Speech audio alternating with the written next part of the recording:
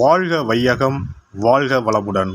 அனைத்து உறவுகளுக்கும் இனிய வணக்கம். நிகழும் மங்களகரமான விசுவாசு ஆண்டு பங்குனி மாதம் 18ஆம் நாள் புதன்கிழமை அன்று சதுர்தசி திதியில் உத்திரம் நட்சத்திரத்தில் விருத்தி நாமயோகத்தில் வணிசை கரணத்தில் அமிர்தயோகம் கூடிய நன்னாளில் இந்த மகத்தான ஏப்ரல் மாதம் பிறக்கிறது. 2026ஆம் ஆண்டின் 4வது மாதமான ஏப்ரல் மாதம் மிகவும் முக்கியத்துவம் வாய்ந்த மாதமாகும். இந்த மாதம் பல கிரக பெயர்ச்சிகள், சேர்க்கைகள், நட்சத்திர மாற்றங்கள் நிகழ இருக்கிறது. ஏப்ரல் மாதத்தின் முதல் வாரத்தில் செவ்வாய் பகவான் மீனராசிக்கு பெயர்ச்சியாகிறார். சூரியன், செவ்வாய் மற்றும் சனி ஆகிய கிரகங்கள் இணைந்து மங்களாதித்ய யோகம், திரிகிரக யோகம் உள்ளிட்ட யோகங்கள் உருவாக இருக்கிறது. அதே போல சுக்கிர பகவான் ஏப்ரல் மாத தொடக்கத்தில் மேசராசியில் பெயர்ச்சியடைகிறார். மாத இறுதியில் ரிஷபராசிக்குள் பிரவேசமாகிறார். புதன் பகவான் ஏப்ரல் 11ஆம் தேதி மீனராசிக்குள் நுழைந்து சதுர்கிரக யோகத்தை உருவாக்குகிறார். ஏப்ரல் 14ஆம் தேதி சூரிய பகவான் மேசராசிக்கு பெயர்ச்சியடைந்து சுக்கிரனுடன் இணைந்து சுக்கிராதித்ய யோகத்தை உருவாக்குகிறார். ஏப்ரல் 17ஆம் தேதி சனி பகவான் உத்திரட்டாதி நட்சத்திரத்தின் 3ஆம் பாதத்தில் பிரவேசிக்கிறார். ஏப்ரல் 30ஆம் தேதி புதன் பகவான் மேசராசிக்குள் நுழைய இருக்கிறார். இந்த கிரகங்களின் அமைப்பினால் உங்கள் வாழ்வில் ஏற்படக்கூடிய சுப மற்றும் அசுப பலன்கள் என்ன என்பதனையும், அசுப பலன்கள் ஏற்படுமாயின் ராசிக்காரர்கள் செல்ல வேண்டிய கோவில் மற்றும் செய்ய வேண்டிய பரிகாரம் என்ன என்பதனை பற்றியும் விரிவாக காண்போம். பிறக்கப் போகும் இம்மாதத்தில் உங்கள் வாழ்வில் வளமும் நலமும் செல்வ செழிப்பும் பெற்று வாழ்வின் உயரிய நிலையை அடைய எல்லாம் வல்ல எம்பெருமானை வேண்டி விரும்பி கேட்டுக்கொள்கிறேன். மகர ராசி அன்பர்களே, இம்மாதம் வெளிவட்டாரத்தில் மதிப்பும் மரியாதையும் அதிகரிக்கும். அரசாங்க வகையில் எதிர்பார்த்த காரியங்கள் அனுகூலமாக முடியும். தந்தை வழி உறவுகளால் ஆதாயம் உண்டாகும். பணவரவு கணிசமாக உயரும். குடும்பத்தில் மகிழ்ச்சியும் உற்சாகமும் நிலவும். கணவன் மனைவிக்கு இடையே அந்யோன்யம் அதிகரிக்கும். உறவினர்கள் வருகையும் அதனால் மகிழ்ச்சியும் உண்டாகும். உறவினர்களிடம் எதிர்பார்த்த காரியங்கள் அனுகூலமாகும். வீடுமனை வாங்கும் முயற்சியில் தற்போது ஈடுபட வேண்டாம். புதிய முயற்சிகளில் வெற்றி கிடைக்கும். எதிரிகளின் தொல்லை இல்லாமல் போகும். அவர்களால் மறைமுக ஆதாயமும் கிடைக்கக்கூடும். முக்கிய முடிவுகளை துணிச்சலுடன் எடுப்பீர்கள். உங்கள் முயற்சிகளுக்கு மனைவி, மகன் உள்ளிட்டோர் பக்கபலமாக இருப்பார்கள். விலை உயர்ந்த நகை மற்றும் பொருட்களை இரவல் தரவோ வாங்கவோ வேண்டாம். வீட்டில் பொருட்கள் களவு போகக்கூடும் என்பதால் எச்சரிக்கையாக இருக்கவும். அக்கம் பக்கத்தில் இருப்பவர்களுடன் அனுசரித்து செல்வது நல்லது. உடல் ஆரோக்கியம் மேம்படும். அலுவலகத்தில் ஓரளவுக்கு முன்னேற்றமான சூழ்நிலையே காணப்படுகிறது. எதிர்பார்த்த சலுகைகள் கிடைக்கும். சக ஊழியர்கள் உங்கள் பணிகளில் ஒத்துழைப்பு தருவார்கள். உங்கள் கோரிக்கைகள் ஏற்றுக்கொள்ளப்படும். பதவி உயர்வு, ஊதிய உயர்வு கிடைப்பதில் இருந்த தடைகள் விலகும். தொழில் மற்றும் வியாபாரத்தில் முன்னேற்றம் ஏற்படும். விற்பனையும் லாபமும் எதிர்பார்த்தபடியே இருக்கும்.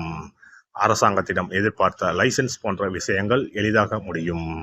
வியாபாரத்தை விரிவுபடுத்தும் எண்ணம் இருந்தால் அதற்கான முயற்சிகளில் இந்த மாதம் ஈடுபடலாம். குடும்பத்தை நிர்வகிக்கும் பெண்களுக்கு மாதத்தின் பெரும்பகுதி மகிழ்ச்சி தருவதாகவே இருக்கும். கணவரிடம் எதிர்பார்த்த காரியங்கள் அனுகூலமாகும். உறவினர்களிடையே மதிப்பு மரியாதை அதிகரிக்கும். அலுவலகம் செல்லும் பெண்களுக்கு எதிர்பார்த்த சலுகைகள் கிடைக்கும்.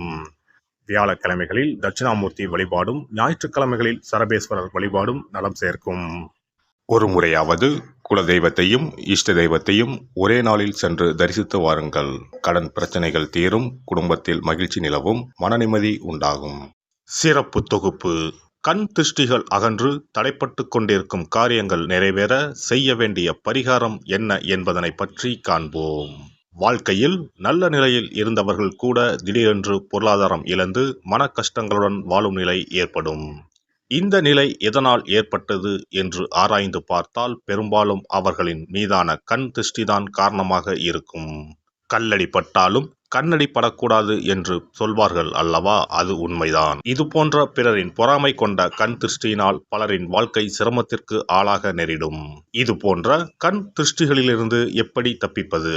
இருக்கவே இருக்கிறது எளிதாக கிடைக்கும் ஊமத்தஞ்செடி. தெய்வ சக்தி நிறைந்த செடியாக கருதப்படும் ஊமத்தஞ்செடியின் காய், பூ, இலைகள் என அனைத்தும் தீய சக்திகள் விரட்ட பரிகாரத்துக்கு பயன்படுகிறது. பொதுவாக ஊமத்தம் காய்க்கு கெடுதலை அகற்றக்கூடிய சக்தி உண்டு. நம் வீட்டில் உள்ள எதிர்மறை சக்தியை அகற்றுவதற்கு ஊமத்தங்காய் தீபம் சிறந்த பரிகாரமாகிறது.